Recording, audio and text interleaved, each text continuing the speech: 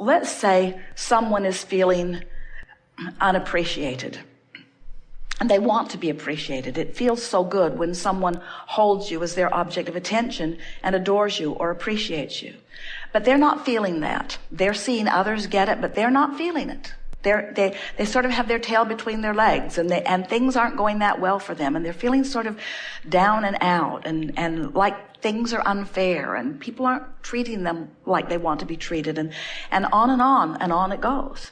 And so this person is wanting to know from us, how can I be more appreciated? And our answer is always the same. Find something to appreciate. Because as you find something, whatever it is, a flower, a butterfly, a cat or a dog, a rainbow, a cloud, a dolphin jumping, something good to eat, as you find anything to appreciate, as you offer your appreciation, your vibration raises, because you can't appreciate without being a vibrational match to source energy. And when you're appreciating, now you are the attractor of appreciation. But you can't control what others are doing. You can't control the appreciative state of others, because you can't stand on your head in enough different ways to get someone who's out of the vortex to appreciate you. And when you try, you will pronounce yourself a failure. But you can become an avid appreciator.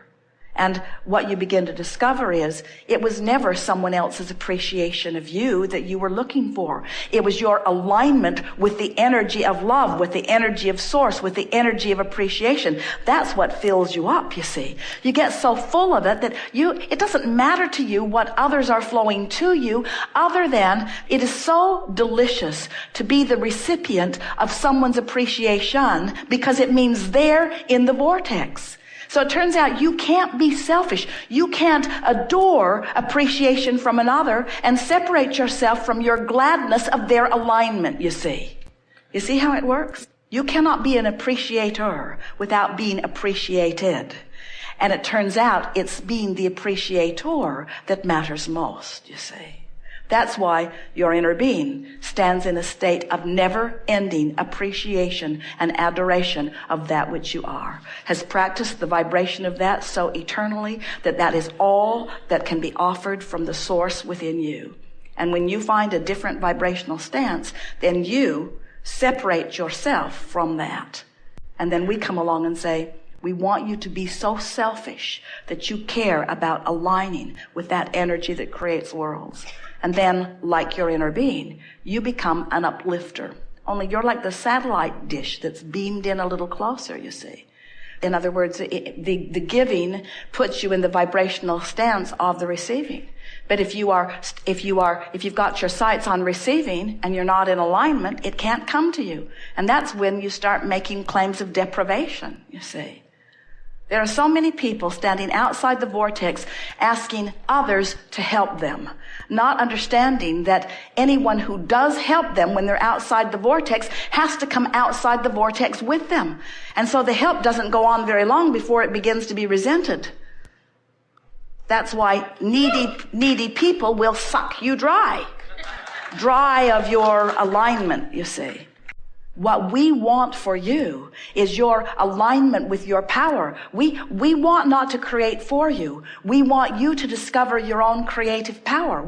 You see, for us to be in the vortex, the only thing that we or anyone has to give to anyone else is the example of the vortex, because that's where all of the joy and all of the creative juices are, you see. So they are really one and the same. So your inner being is always broadcasting to you. And if you're not consistently in the vortex, even though your inner being is broadcasting utter appreciation and knowledge of who you are and is offering well-being, because your inner being is selfishly, hear this, tending to its own vibration, your inner being will not leave the vortex to find you wherever you are to lead you back in. Isn't that interesting? Your inner being maintains its vibrational frequency knowing that you will find it. Don't you love having an inner being who has that kind of confidence within you? Don't you love having an inner being who is projecting to you this powerful energy of well-being, knowing that you will find whiffs of it, that here and there you will find it, and as you follow it, in other words, how do you think you found us? How do you think you found this trail? How do you think you found this information? It's because you were close enough to the broadcasting of your inner being that it resonated with you when you found it. And if you will maintain enough selfishness to care about how you feel, you'll practice the energy of your being enough to know that you will know of yourself what your inner being knows, you see. So now let's go back to something. The basis of it is in understanding that the problem and the solution are entirely different vibrations, just as the question and the answer are different vibrations. So if you have a friend or know someone who needs something, and you focus on their need long enough, you will leave the vortex, and then you will associate the terrible way you feel with their need. And in time, your friendship will disintegrate because you will incorrectly associate the way you feel with their plight. But if you remember that in their problem, they are generated a solution, and you stay in your vortex where you see not their problem, but instead you know only the solution, as you practice the vibration of the solution, then you can be a catalyst that inspires them into the vortex, depending on where they are. Now, some of your friends who you have been influential with will follow you relatively easily into the vortex, and you will revel in their discovery of their solution, you see. But some of your friends will stubbornly defend their rightfulness and will argue so powerfully and profoundly and chronically for their own limitations that for you to engage with them, you will have to leave the vortex. You will have to introduce the same resistance into your frequency that they've got going on, even to communicate with them at all. So that's where this giving and receiving conversation gets a little dicey, because, and it's the reason that people are concerned about selfishness. In other words, there are a whole horde of people outside the vortex who really believe that your gift is not of value to them unless you sacrifice in some way. In other words, if it's not painful for you to give to them, then your gift isn't validated by them. Have you ever had that experience? And the thing that's tricky is, if you manage to get outside the vortex in order to give your gift, then it's not very long before you're hightailing it back into the vortex, because you can feel your very life is being sucked away from you, you see. So here's the dicey part. If you stay in your vortex, truly aligned with their solution, when they are unable to see their solution, they'll call you selfish. Because they know not. They cannot understand that in your selfishness that you are holding them in their highest good, and that it is the best thing that you can do to call them forward also, you see. So then, but if you stick to it and you maintain your frequency of it, then the universe will bring them to you at times when they can hear you best.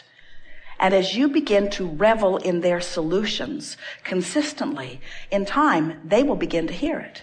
They will begin to recognize the validity of what you speak. In other words, let's say you're in the vortex and they're not, and this person is saying, you don't love me. You won't even call me. You don't give me your attention anymore. You don't bring me flowers anymore. You don't do what you used to do. And from inside the vortex and from outside the vortex, you would get defensive. And you would say, well, you're not fun to be with, and that's, and it just gets worse. But from inside the vortex, you would say, oh, there are so many things about you that I love, and I think about them all the time. In fact, I make lists of your positive aspects. I adore the power with which you live life. I adore the deliberateness with which you intend. I feel the fire in you, and I know the power of your wanting, and I take such pleasure in my understanding that wonderful things are coming to you. I practice every day my positive expectation of the outcome that you're seeking, and I know with everything that I am that that a good life is coming to you because there is no one I've ever known that deserves it more. In other words, when you're in the vortex and you allow law of attraction to bring them to your vicinity and you selfishly deliver to them your version of who they really are, now you have a possibility of uplifting them into the vortex. But you will never, ever, ever be satisfied, not one time ever, if you allow them to talk you out of the vortex where you're dealing with them on their terms.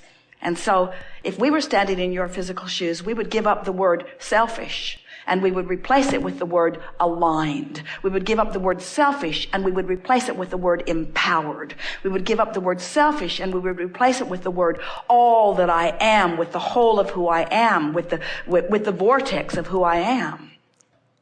If you would add the word true self, true selfish. I'm truly selfish. But the peanut gallery, and we love them dearly, is not ready to hear that from you. They just want you to give them the money. Or they just want you to give them the relief that they're looking for right now. And what you have to decide is, I am not willing to give them short-term relief and sacrifice my position in my vortex.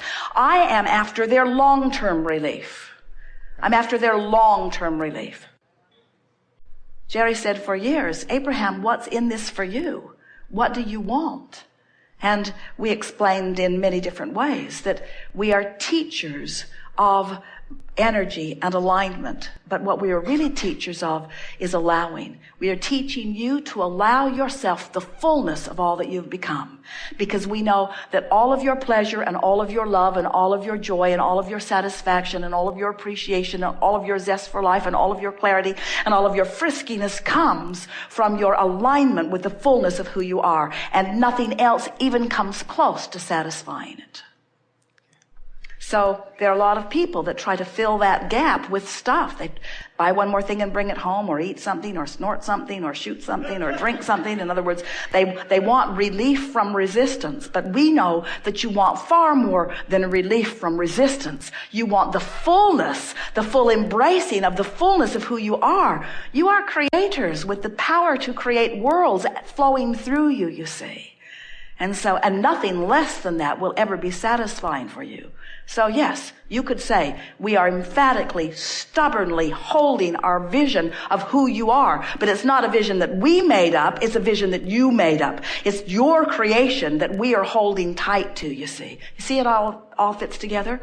You were source energy before you came into this physical body, and only a small part of you came and focused here. The larger part of you still exists in this vortex.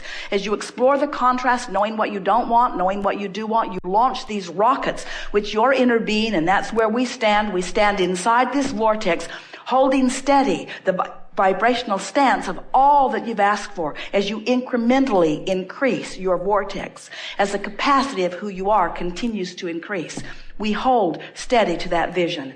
We hold steady to that vision, knowing with everything that we are that you will return to the vortex. And we know it for sure because when you croak, you have no choice, because when you withdraw your consciousness from things that are bothering you, you reemerge into the wholeness of who you really are, and we revel. So why are we playing this game with you now? Because you came forth in this life experience to know the fullness of who you are, to selfishly express this energy that creates worlds. You are not humans who are inferior to that which is source, trying to catch up. You are extensions of that which is source. And so your discovery is our discovery. Your pleasure is our pleasure. Your knowing what you want is our knowing what we want, you see. There is no you getting yours without us getting ours. It can't happen. Selfish. Working out real well.